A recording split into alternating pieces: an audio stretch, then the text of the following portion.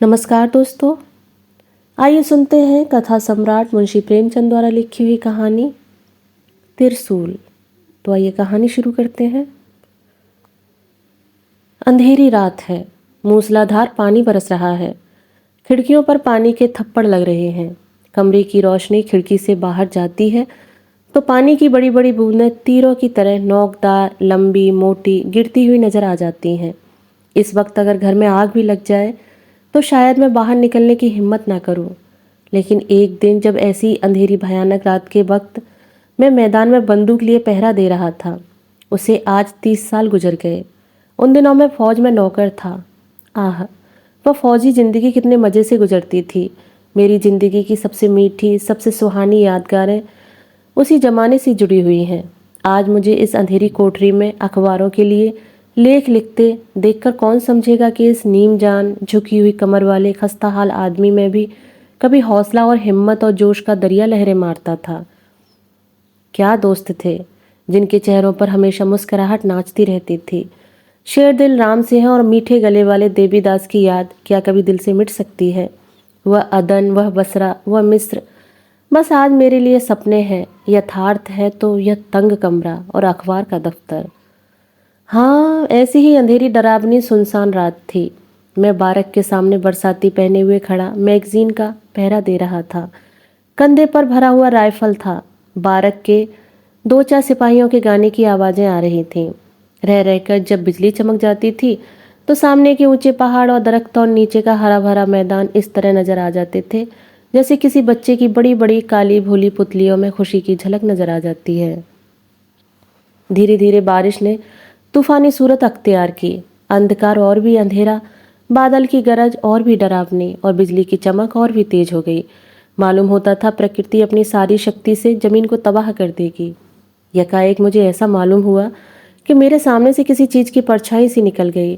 पहले तो मुझे ख्याल हुआ कि कोई जंगली जानवर होगा, लेकिन बिजली की एक चमक ने यह ख्याल दूर कर दिया। वो कोई आदमी था जो बदन को चुराए पानी में भीगता हुआ एक तरफ जा रहा था।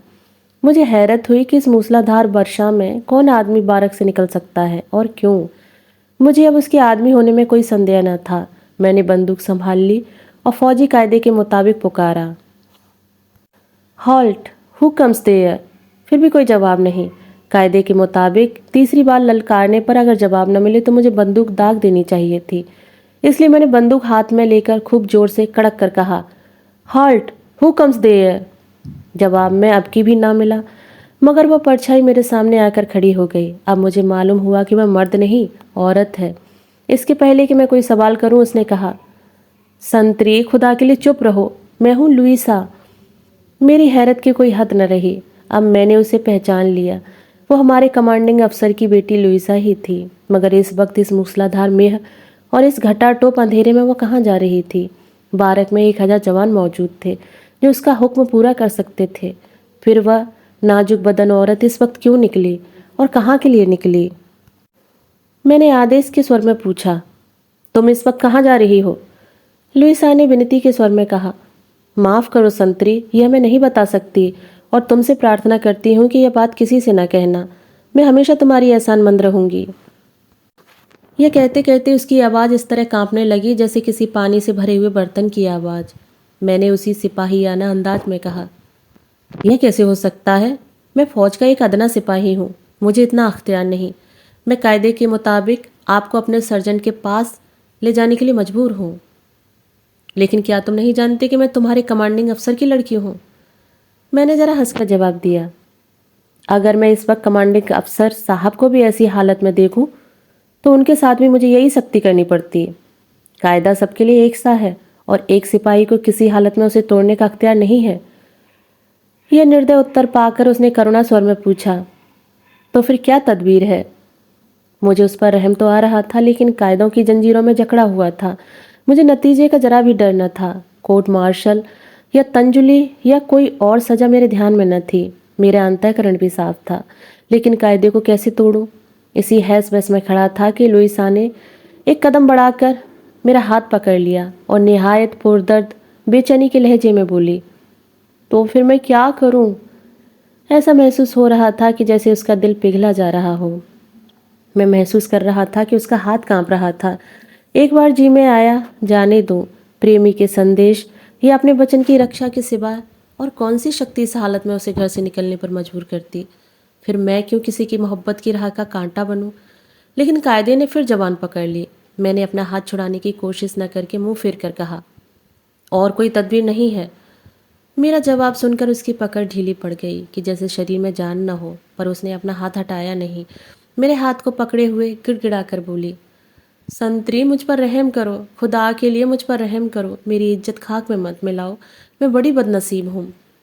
मेरे हाथ पर आंसुओं के कई गर्म कतरे टपक पड़े। मूसलाधार बारिश का मुझ पर जर्रा भर भी असर न हुआ, लेकिन इन चंद बूंदों ने मुझे सर से पांव तक हिला दिया। मैं बड़े पसोपेश में पड़ गया। एक तरफ कायदे और कर्ज की आहनी दीवार थी, दूसरी तरफ एक सुकुमार युवती की विनती भरा आग्रह। मैं जानता था कि अगर उसे सार्जेंट के सुपुर्द कर दूंगा तो सवेरा होते ही सारे बटालियन में खबर फैल जाएगी, कोर्ट मार्शल होगा, कमांडिंग अफसर की लड़की पर भी फौज का लौह कानून कोई रियायत न कर सकेगा। उसके बेरहम हाथ उस पर भी बेदर्दी से उठेंगे, खासकर लड़ाई के ज़माने में। और अगर इसे छोड़ दूं तो इतनी ही बेदर्दी से कानून मेरे साथ पेश आएगा।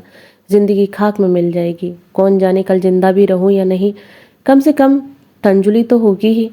भेद छिपा भी रहे तो क्या मेरी अंतरात्मा मुझे सदा न धिक्कारेगी? क्या मैं फिर किसी के सामने इसी दिलेर ढंग से ताक सकूंगा? क्या मेरे दिल में हमेशा एक चोर सा न समाया रहेगा? लुईसा बोल उठी, संतरी। विनती का एक शब्द भी उसके मुंह से न निकला। वह अब निराशा की उस सीमा पर पहुंच चुकी थी जब आदमी की वाक्य शक्ति अकेले शब्दों तक सीमित हो जाती है। मैंने सहानुभूति के स्वर में कहा, बड़ा मुश्किल मामला है। संतरी, मेरी इज्जत बचा लो। मेरे सामर्थ्य में जो कुछ है वह तुम्हारे लिए करने को तैयार हूँ। मैंने स्वाभिमान पूर्वक कहा, मिस लुईसा, मुझे लालच न दीजिए, मैं लालची नहीं हूँ। मैं सिर्फ इसलिए मजबूर हूँ कि फौजी कानून को तोड़ना एक सिपाही के लिए दुनिया में सबसे बड़ा जुर्म है। क्या एक लड़की के सम्मान की रक्षा करना नैतिक कानून नहीं है? क्या फौजी कानून नैतिक कानून से भी बड़ा है? लुईसा ने जरा जोश में भरकर कहा। इस सवाल का मेरे पास क्या जवाब था? मुझसे कोई जवाब न बन पड़ा। फौजी कानून अस्थायी परिवर्तनशील होता है, परिवेश के अधीन होता है। नैतिक कानून अटल और सनातन होता है, परिवेश से ऊपर। मैंने कायल होकर कहा, जाओ मिस लुईसा, तुम अब आज़ाद हो। तुमने मुझे लाजवाब कर दिया। मैं फौजी कानून तोड़कर इस नैतिक कर्तव्य को पूरा करूंगा, मगर तुमसे केवल वही प्रार्थना है कि आगे फिर कभी किसी सिपाही को नैतिक कर्तव्य का उपदेश न देना, क्योंकि फौजी कानून है। फौज किसी नैतिक, आत्मिक या ईश्वरीय कानून की परवाह नहीं करता।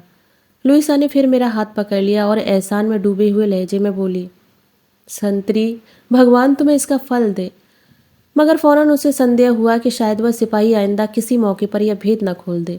इसलिए अपने और भी इत्मीनान के ख्याल से उसने कहा, मेरी आबरू अब तुम्हारे हाथ है। मैंने विश्वास दिलाने वाले ढंग से कहा, मेरी ओर से आप बिल्कुल इत्मीनान रखिए। कभी किसी से नहीं कहोगे ना? कभी नहीं। कभी नहीं? हाँ जीते जी कभी नहीं। अब मुझे इत्मीनान हो गया संतरी। लुईसा तुम्हारी इस नेकी और एहसान को मौत की गोद में जाते वक्त भी नहीं भूलेगी। तुम जहाँ रहोगे, तुम्हारी यह बहन तुम्हारे लिए भगवान से प्रार्थना करती रहेगी। जिस वक्त तुम्हें कभी ज़रूरत हो, मुझे याद करना। लुईसा दुनिया के उस पर्त पर होगी, तब भी तुम्हारी खिदमत के लिए हाजिर होगी। वह आज से तुम्हें अपना भाई समझती है। सिपाही की ज़िंदगी में ऐसे मौके आते हैं जब उसे एक खिदमत करने वाली बहन की ज़रूरत होती है। भगवान न करे तुम्हारी ज़िंदगी में ऐसा मौका आए, लेकिन अगर आए तो लुईसा अना फ़र्ज अदा करने में कभी पीछे न रहेगी। क्या मैं अपने नेक मिजाज भाई का नाम पूछ सकती हूँ? बिजली एक बार चमक उठी। मैंने देखा लुईसा की आंखों में आंसू भरे हैं। बोला, लुईसा, इन हौसले को बढ़ाने वाली बातों के लिए मैं तुम्हारा हृदय से कृतज्ञ हूँ, लेकिन मैं जो कुछ कह रहा हूँ या कर रहा हूँ वह नैतिकता और हमदर्दी के नाते कर रहा हूँ। किसी इनाम की मुझे इच्छा नहीं है। मेरा नाम पूछकर क्या करोगी? लुईसा ने शिकायत के स्वर में कहा, क्या बहन के लिए भाई का नाम पूछना भी फौजी कानून के खिलाफ है? इन शब्दों में कुछ ऐसी सच्चाई, कुछ ऐसा प्रेम, कुछ ऐसा अपनापन भरा हुआ था कि मेरी आंखों में बरबस आंसू भर आए। बोला, नहीं लुईसा, मैं तो सिर्फ यही चाहता हूँ कि इस भाई जैसे सलूक में स्वार्थ की छाया भी न रहने पाए। मेरा नाम श्रीनाथ सिंह है। लुईसा ने कृतज्ञता व्यक्त करने के तौर पर मेरा हाथ धीरे से दबाया और थैंक्स कहकर चली गई। अंधेरे के कारण बिल्कुल नज़र न आया कि वह कहाँ गई और न पूछना ही उचित था। मैं वहीं खड़ा खड़ा इस अचानक मुलाकात के पहलुओं को सोचता रहा। कमांडिंग अफसर की बेटी क्या एक मामूली सिपाही को, और वह भी जो काला आदमी हो, कुत्ते से बदतर नहीं समझती? मगर वही औरत आज मेरे साथ भाई का रिश्ता कायम करके फूली नहीं समाती थी। इसके बाद कई साल बीत गए। दुनिया में कितनी ही क्रांतियां हो गईं। रूस की जारशाही मिट गई, जर्मन को कैसर दुनिया के स्टेज से हमेशा के लिए विदा कर दिया गया। प्रातंत्र की एक शताब्दी में जितनी उन्नति हुई थी उतनी ही थोड़े से सालों में हो गई। मेरे जीवन में भी कितने ही परिवर्तन हुए। एक टांग युद्ध के देवता की भेंट हो गई, मामूली से लेफ्टिनेंट हो गया। एक दिन फिर ऐसी चमक और गरज की रात थी। मैं क्वार्टर में बैठा हुआ कप्तान नाक्स और लेफ्टिनेंट डॉक्टर चंद्रसेन से इसी घटना की चर्चा कर रहा था जो 10-12 साल पहले हुई थी। सिर्फ लुइसा का नाम छिपा रखा था।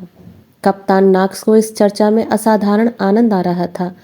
वह बार बार एक एक बात पूछता और घटनाक्रम मिलाने के लिए दोबारा पूछता था। जब मैंने आखिर में कहा कि उस दिन भी ऐसी ही अंधेरी रात थी, ऐसी ही मूसलाधार बारिश हो रही थी और यही वक्त था, तो नाक्स अपनी जगह से उठकर खड़ा हो गया और बहुत उद्विग्न होकर बोला, क्या उस औरत का नाम लुइसा तो नहीं था? मैंने आश्चर्य से कहा, आपको उसका नाम कैसे मालूम हुआ? मैंने तो नहीं बतलाया। पर नाक्स की आंखों में आंसू भर आए, सिसकियां लेकर बोले, यह सब आपको अभी मालूम हो जाएगा। पहले यह बतलाइए कि आपका नाम श्रीनाथ सिंह है या चौधरी? मैंने कहा, मेरा नाम श्रीनाथ सिंह है। अब लोग मुझे सिर्फ चौधरी कहते हैं, लेकिन उस वक्त चौधरी का नाम से मुझे कोई नहीं जानता था। लोग श्रीनाथ कहते थे। कप्तान नाक्स अपनी कुर्सी खींचकर मेरे पास आ गए और बोले, तब तो आप मेरे पुराने दोस्त निकले। मुझे अब तब नाम के बदले जाने से धोखा हो रहा था, वरना आपका नाम तो मुझे खूब याद है। हाँ, ऐसा याद है कि शायद मरते दम तक भी न भूलूं, क्योंकि ये उसकी आखिरी वसीयत है। यह कहते कहते नाक्स खामोश हो गए और आंखें बंद करके सर मेज पर रख लिया। मेरा आश्चर्य हर क्षण बढ़ता जा रहा था और लेफ्टिनेंट डॉक्टर चंद्र सिंह भी सवाल भरी नज़रों से एक बार मेरी तरफ और दूसरी बार कप्तान नॉक्स के चेहरे की तरफ देख रहे थे। 2 मिनट तक खामोश रहने के बाद कप्तान नॉक्स ने सिर उठाया और एक लंबी सांस लेकर बोले, क्यों लेफ्टिनेंट चौधरी, तुम्हें याद है कि एक बार एक अंग्रेज सिपाही ने तुम्हें बुरी गाली दी थी? मैंने कहा, हाँ खूब याद है। वह कारपोरल था, मैंने उसकी शिकायत कर दी थी और उसका कोर्ट मार्शल हुआ था। वह कारपोरल के पद से गिरकर मामूली सिपाही बना दिया गया था। हाँ, उसका नाम भी याद आ गया, कृपया क्रुप। कप्तान नॉक्स ने बात काटते हुए कहा, किरपिन। उसकी और मेरी सूरत में आपको कुछ मेल दिखाई पड़ता है? मैं ही वह किरपिन हूँ। मेरा नाम सी नाक्स है, किरपिन नाक्स। जिस तरह उन दिनों आपको लोग श्रीनाथ कहते थे, उसी तरह मुझे भी किरपिन कहा करते थे। अब जो मैंने गौर से नॉक्स की तरफ देखा तो पहचान गया, बेशक वह किरपिन ही था। मैं आश्चर्य से उसकी ओर तकने लगा। लुइसा से उसका क्या संबंध हो सकता है, यह मेरी समझ में उस वक्त भी ना आया। कप्तान नॉक्स बोले, आज मुझे सारी कहानी कहनी पड़ेगी। लेफ्टिनेंट चौधरी, तुम्हारी वजह से जब मैं कारपोल से मामूली सिपाही बनाया गया और जिल्लत भी कुछ कम न हुई, तो मेरे दिल में ईर्ष्या और प्रतिशोध की लहरें सी उठने लगी। मैं हमेशा इसी फिक्र में लगा रहता था कि किस तरह तुम्हें जलील करूं, किस तरह अपनी जिल्लत का बदला लूं। मैं तुम्हारी एक एक हरकत को, एक एक बात को ऐब ढूंढने वाली नज़रों से देखा करता था। इन 10-12 सालों में तुम्हारी सूरत बहुत कुछ बदल गई और मेरी निगाहों में भी कुछ फ़र्क आ गया, जिसके कारण मैं तुम्हें पहचान न सका। लेकिन उस वक्त तुम्हारी सूरत हमेशा मेरी आंखों के सामने रहती थी। उस वक्त मेरी ज़िंदगी की सबसे बड़ी तमन्ना यही थी कि किसी तरह तुम्हें भी नीचे गिराऊं। अगर मुझे मौका मिलता तो शायद मैं तुम्हारी जान लेने से भी बाज ना आता। कप्तान नॉक्स फिर खामोश हो गए। मैं और डॉक्टर चंद्र सिंह टकटकी लगाए कप्तान नॉक्स की तरफ देख रहे थे। नॉक्स ने फिर अपनी दास्तान शुरू की। उस दिन रात को जब लुइसा तुमसे बातें कर रही थी, मैं अपने कमरे में बैठा हुआ तुम्हें दूर से देख रहा था। मुझे उस वक्त मालूम था कि वह लुइसा है। मैं सिर्फ यह देख रहा था कि तुम पहरा देते वक्त किसी औरत का हाथ पकड़े उससे बातें कर रहे हो। उस वक्त मुझे जितनी पाजीपन से भरी हुई खुशी हुई, बयान नहीं कर सकता। मैंने सोचा अब इसे जलील करूँगा। बहुत दिनों के बाद बच्चा फंसा है, अब किसी तरह नहीं छोड़ूंगा। यह फैसला करके मैं कमरे से निकला और पानी में भीगता हुआ तुम्हारी तरफ चला। लेकिन जब तक मैं तुम्हारे पास पहुंचा, लुइसा चली गई थी। मजबूर होकर मैं अपने कमरे में लौट आया, लेकिन फिर भी निराशा नहीं थी। मैं जानता था कि तुम झूठ नहीं बोलोगे और जब मैं कमांडिंग अफसर से तुम्हारी शिकायत करूंगा तो तुम अपना कसूर मान लोगे। मेरे दिल की आग बुझाने के लिए इतना इत्मीनान काफ़ी था। मेरी आरज़ू पूरी होने में अब कोई संदेह न था। मैंने मुस्कुराकर कहा, लेकिन आपने मेरी शिकायत तो नहीं की, क्या बाद में रहम आ गया? नॉक्स ने जवाब दिया, जी, रहम किस मर्दूद को आता था? शिकायत न करने का दूसरा ही कारण था। सवेरा होते ही मैंने सबसे पहला काम यही किया कि सीधे कमांडिंग अफसर के पास पहुंचा। तुम्हें याद होगा, मैं उनके बड़े बेटे रॉजर्स को घुड़सवारी सिखाया करता था, इसलिए वहां जाने में किसी किस्म की झिझक या रुकावट न हुई। जब मैं पहुंचा तो रॉजर्स ने कहा, आज इतनी जल्दी क्यों किरपिन? अभी तो वक्त नहीं हुआ, आज बहुत खुश नजर आ रहे हो। मैंने कुर्सी पर बैठते हुए कहा, हाँ हाँ मालूम है, मगर तुमने उसे गाली दी थी। मैंने किसी कदर झपते हुए कहा, मैंने गाली नहीं दी थी, सिर्फ ब्लडी कहा था। सिपाहियों में इस तरह की बदजबानी एक आम बात है, मगर एक राजपूत ने मेरी शिकायत कर दी थी। आज मैंने उसे एक संगीन जुर्म में पकड़ लिया है। खुदा ने चाहा तो कल उसका भी कोर्ट मार्शल होगा। मैंने आज रात को उसे एक औरत से बातें करते देखा है, बिल्कुल उस वक्त जब वह ड्यूटी पर था। वह इस बात से इनकार नहीं कर सकता, इतना कमीना नहीं है। लुइसा के चेहरे का रंग कुछ और ही हो गया। अजीब पागलपन से मेरी तरफ देखकर बोली, तुमने और क्या देखा? मैंने कहा, जितना मैंने देखा है उतना उस राजपूत को जलील करने के लिए काफ़ी है। जरूर उसकी किसी से आशनाई है, और वह औरत हिंदुस्तानी नहीं, कोई यूरोपियन लेडी है। मैं कसम खा सकता हूँ दोनों एक दूसरे का हाथ पकड़े बिल्कुल उसी तरह बातें कर रहे थे जैसे प्रेमी प्रेमिका किया करते हैं। लुइसा के चेहरे पर हवाइयाँ उड़ने लगीं। चौधरी, मैं कितना कमीना हूँ इसका अंदाज़ा तुम खुद कर सकते हो। मैं चाहता हूँ तुम मुझे कमीना कहो, मुझे धिक्कारो। मैं दरिंदे भैंसी से भी ज़्यादा बेरहम हूँ, काले सांप से भी ज़्यादा जहरीला हूँ। वह खड़ी दीवार की तरफ ताक रही थी कि इसी बीच रॉजर्स का कोई दोस्त आ गया। वह उसके साथ चला गया। लुइसा मेरे साथ अकेली रह गई। तो उसने मेरी ओर प्रार्थना भरी आंखों से देखकर कहा, किरपिन, तुम उस राजपूत सिपाही की शिकायत मत करना। मैंने ताज्जुब से पूछा, क्यों? लुइसा ने सिर झुकाकर कहा, इसलिए कि जिस औरत को तुमने उसके साथ बातें करते देखा वह मैं ही थी। मैं और भी चकित होकर कहने लगा, तो क्या तुम उसे? लुइसा ने बात काट कर कहा, चुप, वो मेरा भाई है। बात यह है कि मैं कल रात को एक जगह जा रही थी, तुमसे छिपाऊंगी नहीं। किरपिन, जिसको मैं दिलो जान से ज़्यादा चाहती हूँ, उससे रात को मिलने का वादा था। वह मेरा इंतजार पहाड़ के दामन में खड़ा हुआ कर रहा था। अगर मैं ना जाती तो उसकी कितनी दिल शिकनी होती। मैं ज्यों ही मैगजीन के पास पहुंची, उस राजपूत सिपाही ने मुझे टोक दिया। वह मुझे फौजी कायदे के मुताबिक सार्जेंट के पास ले जाना चाहता था, लेकिन मेरे बहुत अनुनय विनय करने पर मेरी लाज रखने के लिए फौजी कानून तोड़ने को तैयार हो गया। सोचो उसने आनन फानन में सिर कितनी बड़ी जिम्मेदारी ले ली।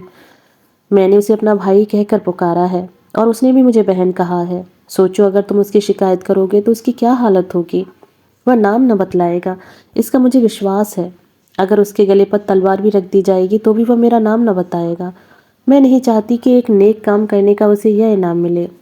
तुम उसकी शिकायत हरगिज मत करना, तुमसे यही मेरी प्रार्थना है। मैंने निर्दय कठोरता से कहा, उसने मेरी शिकायत करके मुझे जलील किया है। ऐसा अच्छा मौका पाकर मैं उसे छोड़ना नहीं चाहता। जब तुमको यकीन है कि वह तुम्हारा नाम नहीं बताएगा तो फिर उसे जहन्नुम में जाने दो। लुइसा ने मेरी तरफ घृणापूर्वक देखकर कहा, चुप रहो किरपिन, ऐसी बातें मुझसे ना करो। मैं इसे कभी गवारा नहीं करूंगी कि मेरी इज्जत आबरू के लिए उसे जिल्लत और बदनामी का निशाना बनना पड़े। अगर तुम मेरी नहीं मानोगे तो मैं सच कहती हूँ, मैं खुदकुशी कर लूंगी। उस वक्त तो मैं सिर्फ प्रतिशोध का प्यासा था, अब मेरे ऊपर वासना का भूत सवार हुआ। मैं बहुत दिनों से दिल से लुइसा की पूजा किया करता था, लेकिन अपनी बात कहने का साहस नहीं कर सकता था। अब उसको बस में लाने का मुझे मौका मिला। मैंने सोचा अगर यह उस राजपूत सिपाही के लिए जान देने को तैयार है तो निश्चय ही मेरी बात पर नाराज नहीं हो सकती। मैंने उसी निर्दय स्वार्थपरता के साथ कहा, मुझे सख्त अफसोस है मगर अपने शिकार को छोड़ नहीं सकता। लुइसा ने मेरी तरफ बेकस निगाहों से देखकर कहा, यह तुम्हारा आखिरी फैसला है? मैंने निर्दय निर्लज्जता से कहा, नहीं लुइसा, यह आखिरी फैसला नहीं है। तुम चाहो तो उसे तोड़ सकती हो, यह बिल्कुल तुम्हारे इम्कान में है। मैं तुमसे कितनी मोहब्बत करता हूँ यह आज तक शायद तुम्हें मालूम ना हो, मगर इन 3 सालों में तुम एक पल के लिए भी मेरे दिल से दूर नहीं हुई। अगर तुम मेरी तरफ से अपने दिल को नर्म कर लो, मेरी मोहब्बत की कद्र करो, तो मैं सब कुछ करने को तैयार हूँ। मैं आज एक मामूली सिपाही हूँ और मेरे मुंह से मोहब्बत का निमंत्रण पाकर शायद तुम दिल में हंसती होगी, लेकिन एक दिन मैं भी कप्तान हो जाऊंगा और तब शायद हमारे बीच इतनी बड़ी खाई नहीं रहेगी। लुइसा ने रोकर कहा, किरपिन तुम बड़े बेरहम हो। मैं तुमको इतना जालिम नहीं समझती थी। खुदा ने क्यों तुम्हें इतना संगदिल बनाया? क्या तुम्हें एक बेकस औरत पर जरा भी रहम नहीं आता? मैं उसकी बेचारगी पर दिल में खुश होकर बोला, जो खुद संगदिल हो उसे दूसरों की संगदिली की शिकायत करने का क्या हक है? लुइसा ने गंभीर स्वर में कहा, मैं बेरहम नहीं हूँ किरपिन, खुदा के लिए इंसाफ करो। मेरा दिल दूसरे का हो चुका है। मैं उसके बगैर जिंदा नहीं रह सकती और शायद वह भी मेरे बगैर मर जाएगा। मैं अपनी बात रखने के लिए, अपने ऊपर नेकी करने वाले एक आदमी की आबरू बचाने के लिए अपने ऊपर जबरदस्ती करके अगर तुमसे शादी कर भी लूँ तो नतीजा क्या होगा? जो जबरदस्ती से मोहब्बत नहीं पैदा होती। मैं कभी तुमसे मोहब्बत नहीं करूँगी। दोस्तों, अपनी बेशर्मी और बेहयाई का पर्दाफाश करते हुए मेरे दिल को बड़ी सख्त तकलीफ हो रही है। मुझे उस वक्त वासना ने इतना अंधा बना दिया था कि मेरे कानों पर जूं तक न रहेंगी। बोला, ऐसा मत ख्याल करो लुइसा, मोहब्बत अपना असर जरूर पैदा करती है। तुम इस वक्त मुझे भले ही न चाहो, लेकिन बहुत दिन गुजरने न पाएंगे कि मेरी मोहब्बत रंग लाएगी। तुम मुझे स्वार्थी और कमीना समझ रही हो। समझो, प्रेम स्वार्थी होता ही है, शायद वह कमीना भी होता है, लेकिन मुझे विश्वास है कि यह नफरत और बेरुखी बहुत दिनों तक नहीं रहेगी। मैं अपने जानी दुश्मन को छोड़ने के लिए ज़्यादा से ज़्यादा कीमत लूँगा, जो मिल सके। लुइसा 15 मिनट तक भीषण मानसिक यातना की हालत में खड़ी रही। जब उसकी याद आती है तो जी चाहता है गले में छुरी मार लूं। आखिर उसने आंसू भरी निगाहों से मेरी तरफ देखकर कहा, अच्छी बात है किरपिन, अगर तुम्हारी यह इच्छा है तो यही सही। तुम इस वक्त जाओ, मुझे खूब जी भर कर रो लेने दो। ये कहते कहते कप्तान नॉक्स फूट फूट कर रोने लगे। मैंने कहा, अगर आपको यह दर्द भरी दास्तान कहने में दुख हो रहा है तो जाने दीजिए। कप्तान नॉक्स ने गला साफ करके कहा, नहीं भाई। मैं लुइसा के पास जाता और उसके दिल से अपने प्रतिद्वंदी के ख्याल को मिटाने की कोशिश करता। वह मुझे देखते ही कमरे से बाहर निकल आती, खुश हो होकर बातें करती, यहाँ तक कि मैं समझने लगा कि उसे मुझसे प्यार हो गया है। इसी बीच यूरोपियन लड़ाई छिड़ गई। हम और तुम दोनों लड़ाई पर चले गए। तुम फ्रांस गए, मैं कमांडिंग अफसर के साथ मिस्र गया। लुइसा अपने चचा के साथ यहीं रह गई। रॉजर्स भी उसके साथ रह गया। 3 साल तक मैं काम पर रहा। लुइसा के पास से बराबर खत आते रहे। मैं तरक्की पाकर लेफ्टिनेंट हो गया और कमांडिंग अफसर। कुछ दिन और जिंदा रहते तो जरूर कप्तान हो जाता, मगर मेरी बदनसीबी से वह एक लड़ाई में मारे गए। आप लोगों को उस लड़ाई का हाल मालूम ही है। उनके मरने के 1 महीने बाद मैं छुट्टी लेकर घर लौटा। लुइसा अब भी अपने चचा के साथ ही थी, मगर अफसोस, अब न वह हुस्न था न वह जिंदा दिली। घुलकर कांटा हो गई थी। उस वक्त मुझे उसकी हालत देखकर बहुत रंज हुआ। मुझे अब मालूम हो गया कि उसकी मोहब्बत कितनी सच्ची और कितनी गहरी थी। मुझसे शादी का वादा करके भी वो अपनी भावनाओं पर विजय न पा सकी थी। शायद इसी गम में कुड़ कुड़ कर उसकी यह हालत हो गई थी। एक दिन मैंने उससे कहा, लुइसा, मुझे ऐसा ख्याल आता है कि शायद तुम अपने पुराने प्रेमी को भूल नहीं सकी। अगर मेरा यह ख्याल ठीक है तो मैं उस वादे से तुमको मुक्त करता हूँ। तुम शौक से उसके साथ शादी कर लो। मेरे लिए यही इत्मीनान काफ़ी होगा कि मैं दिन रहते घर आ गया। मेरी तरफ से अगर कोई मलाल हो तो उसे निकाल डालो। लुइसा की बड़ी बड़ी आंखों से आंसू की बूंदें टपकने लगीं। बोली, वह अब इस दुनिया में नहीं है किरपिन। आज 6 महीने हुए वह फ्रांस में मारे गए। मैं ही उसकी मौत का कारण हुई, यही गम है। फौज से उसका कोई संबंध न था। अगर वह मेरी ओर से निराश न हो जाते तो कभी फौज में भर्ती नहीं होते। मरने के लिए ही वह फौज में गए, मगर तुम अब आ गए। मैं बहुत जल्द अच्छी हो जाऊंगी। अब मुझ में तुम्हारी बीवी बनने की काबिलियत ज़्यादा हो गई है। तुम्हारे पहलू में अब कोई कांटा नहीं रहा और न मेरे दिल में कोई गम। इन शब्दों में व्यंग भरा हुआ था, जिसका आशय यह था कि मैंने लुइसा के प्रेमी की जान ले ली। इसकी सच्चाई से कौन इनकार कर सकता है? इसके प्रायश्चित की अगर कोई सूरत थी तो यही कि लुइसा की इतनी खातिरदारी, इतनी दिलजोई करूं, उस पर इस तरह न्योछावर हो जाऊं कि उसके दिल से यह दुख निकल जाए। इसके 1 महीने बाद शादी का दिन तय हो गया। हमारी शादी भी हो गई। हम दोनों घर आए। दोस्तों की दावत हुई, शराब के दौर चले। मैं अपनी खुशनसीबी पर फूला नहीं समाता था, और मैं ही क्यों, मेरे इष्ट मित्र सब मेरी खुशकिस्मती पर मुझे बधाई दे रहे थे। मगर क्या मालूम था तकदीर मुझे यूँ सब्ज बाग दिखा रही है। क्या मालूम था कि वह रास्ता है जिसके पीछे जालिम शिकारी का जाल बिछा हुआ है। मैं तो दोस्तों की खातिर तवाज़ो में लगा हुआ था। उधर लुइसा अंदर कमरे में लेटी हुई इस दुनिया से रुखसत होने का सामान कर रही थी। मैं एक दोस्त की बधाई का धन्यवाद दे रहा था कि रॉजर्स ने आकर कहा, किरपिन चलो लुइसा तुम्हें बुला रही है, जल्दी। उसकी न जाने क्या हालत हो रही है। मेरे पैरों तले से ज़मीन खिसक गई। दौड़ता हुआ लुइसा के कमरे में आया। कप्तान नॉक्स की आंखों से फिर आंसू बहने लगे। आवाज़ फिर भारी हो गई। जरा दम लेकर उन्होंने कहा। अंदर जाकर देखा तो लुइसा कोच पर लेटी हुई थी। उसका शरीर ऐंठ रहा था। चेहरे पर भी उसी ऐंठन के लक्षण दिखाई दे रहे थे। मुझे देखकर बोली, किरपिन मेरे पास आ जाओ। मैंने शादी करके अपना वचन पूरा कर दिया। इससे ज़्यादा मैं तुम्हें और कुछ नहीं दे सकती थी, क्योंकि मैं अपनी मोहब्बत पहले ही दूसरे की भेंट कर चुकी हूँ। मुझे माफ़ करना, मैंने जहर खा लिया है और बस कुछ घड़ियों की मेहमान हूँ। मेरी आंखों के सामने अंधेरा छा गया। दिल पर एक नश्तर सा लगा। घुटने टेक कर उसके पास बैठ गया। रोता हुआ बोला, लुइसा ये तुमने क्या किया? हाय, क्या तुम मुझे दाग देकर जल्दी चली जाओगी? क्या आप कोई तदबीर नहीं है? फौरन दौड़कर एक डॉक्टर के मकान पर गया, मगर जब तक उसे साथ लेकर आया, मेरी वफा की देवी सच्ची लुइसा हमेशा के लिए मुझसे जुदा हो गई थी। सिर्फ उसके सिरहाने एक छोटा सा पुर्जा पड़ा हुआ था, जिस पर उसने लिखा था, अगर तुम्हें मेरा भाई श्रीनाथ नजर आए तो उसे कह देना। लुइसा मरते वक्त भी उसका एहसान नहीं भूली। यह कहकर नॉक्स ने अपनी बास्केट की जेब से एक मखमली डिबिया निकाली और उसमें से कागज का एक पुर्जा निकालकर दिखाते हुए कहा, चौधरी यही मेरे उस अस्थायी सौभाग्य की स्मृति है जिसे आज तक मैंने जान से ज़्यादा संभाल कर रखा है। आज तुमसे परिचय हो गया, मगर शुक्र है तुम जीते जागते मौजूद हो। यह अमानत तुम्हारे सुपुर्द करता हूँ।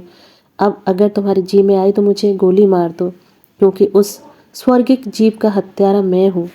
ये कहते कहते कप्तान नॉक्स फैलकर कुर्सी पर लेट गए। हम दोनों की ही आंखों में आंसू जारी थे, मगर जल्दी ही हमें अपने तात्कालिक कर्तव्य की याद आ गई। नॉक्स को सांत्वना देने के लिए मैं कुर्सी से उठकर उनके पास गया, मगर उनका हाथ पकड़ते ही मेरे शरीर में कपकपी सी आ गई। हाथ ठंडा था, ऐसा ठंडा जैसा आखिरी घड़ियों में होता है। मैंने घबराकर उनके चेहरे की तरफ देखा और डॉक्टर चंद्र को पुकारा। डॉक्टर साहब ने आकर फौरन उनकी छाती पर हाथ रखा और दर्द भरे लहजे में कहा, दिल की धड़कड़ा उठी, कड़ कड़ कड़। दोस्तों, अभी आप सुन रहे थे मुंशी प्रेमचंद द्वारा लिखी हुई कहानी त्रिशूल। कहानी सुनने के लिए धन्यवाद।